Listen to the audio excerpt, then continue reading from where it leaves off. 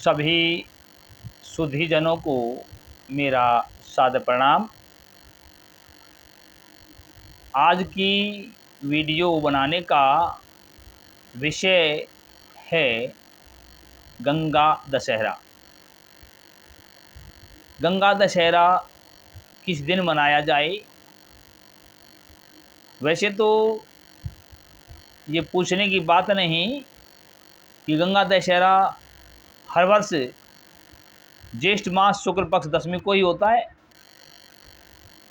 लेकिन फिर भी ये वीडियो बनाई जा रही है तो इसका कारण यही है कि इस बार दो ज्येष्ठ मास हैं, पुरुषोत्तम मास है, मलमास है। मलमास में भी चाहे कोई भी महीना मलमास का हो, ये प्राय हम सुनते आए हैं गुरुजनों से, विद्वानों से, बड़े आदमियों से कि जो कृष्ण पक्ष के व्रत, पर्व और त्यौहार हैं वे सभी पहले महीने के कृष्ण पक्ष में मनाए जाएंगे और जो शुक्ल पक्ष के व्रत, पर्व या त्यौहार हैं वो दूसरे महीने के शुक्ल पक्ष में मनाए जाएंगे। अर्थात जो 2 महीने हो जाते हैं, 60 दिन होते हैं 2 महीनों के, उन 60 दिन में से पहले 15 दिन शुद्ध हैं और अंतिम 15 दिन शुद्ध हैं। बीच के जो 30 दिन हैं वो मलमास कहलाता है, पुरुषोत्तम मास कहलाता है, या यूँ कहिए लौंद का महीना कहलाता है। हमारे हरियाणा में लौंद का महीना कहा जाता है उसे। तो ये भी सिद्ध है कि चाहे कोई भी त्यौहार व्रत हो जो शुक्ल पक्ष में आता है वो दूसरे महीने के शुक्ल पक्ष में ही आएगा। ये बात भी ठीक है। जैसे निर्जला एकादशी है, वो ज्येष्ठ शुक्ल पक्ष में आती है तो दूसरा महीना जो आएगा उसके शुक्ल पक्ष में वो मनाई जाएगी। लेकिन कुछ युग्म वाक्य हुआ करते हैं, कुछ विशेष वाक्य हुआ करते हैं जो किसी विशेष त्यौहार, व्रत या पर्व के लिए हुआ करते हैं। ऐसा ही गंगा दशहरा के लिए भी है। पंडित श्री वल्लभ मणिराम गंगा दशहरा जो ज्येष्ठ का अगला महीना है, दूसरा महीना है, शुद्ध महीना कहो, उसके शुक्ल पक्ष की 10वीं तिथि को 24 जून बुधवार को लिखते हैं। लेकिन इसके अलावा मार्तंड पंचांग, दिवाकर पंचांग, काशी विश्वनाथ आदि पंचांग गंगा दशहरा का पर्व जो प्रथम ज्येष्ठ मास अब चल रहा है, उसका शुक्ल पक्ष चल रहा है, इसी की जो 10वीं तिथि है 25 मई 2026 सोमवार, इस दिन का गंगा दशहरा लिखते हैं। इसलिए दो मत मिलने पर भ्रम होना स्वाभाविक है कि हम कौन से को ठीक माने। इस बारे में निर्णय सिंधु नामक ग्रंथ हमारी बहुत मदद करता है। निर्णय सिंधु की पुस्तक मेरे सामने खुली हुई है और इसमें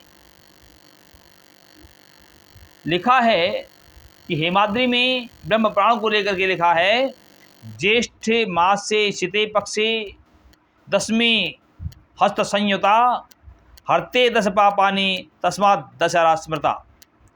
ज्येष्ठ मास का शुक्ल पक्ष हो, 10वीं तिथि हो, इस दिन यदि किसी तीर्थ में, खासकर गंगा में यदि स्नान किया जाए तो 10 पापों को दूर कर देता है। उसी निर्णय सिंधु में स्कंद पुराण को लेकर के लिखा है, ज्येष्ठे मासे शीते पक्षे 10म्याम बुध हस्तयो व्यतिपाते गणानंदे कन्याचंदे वैशेरवौ 10 योगे नरेश स्नात्वा स्वपापई प्रमुच्यते।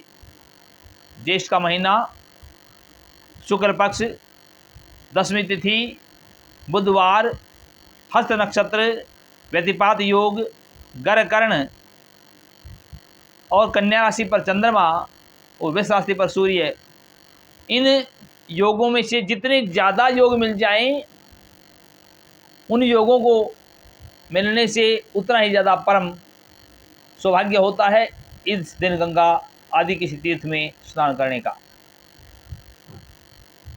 ये तो बात हुई किस दिन मनाया जाता है, लेकिन जब ज्येष्ठ का महीना डबल हो जाता है, 2 महीने हो जाते हैं, पुरुषोत्तम मास हो जाता है, तो उसको लेकर के हमारा निर्णय सिंधु 201 पृष्ठ पर लिखा है,